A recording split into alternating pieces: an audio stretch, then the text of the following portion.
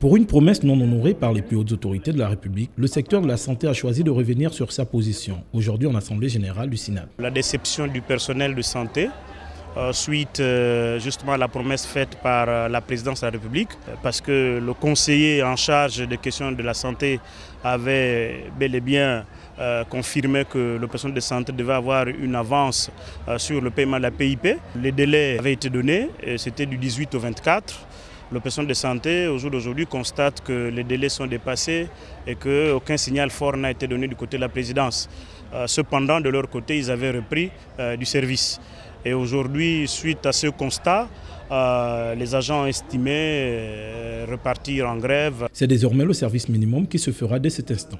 La santé reprend sa grève. Nous attendons jusqu'au paiement.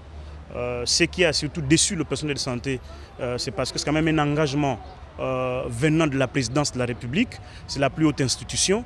Et qu'au jour d'aujourd'hui, qu'il n'ait rien fait, nous pensons que c'est quand même choquant.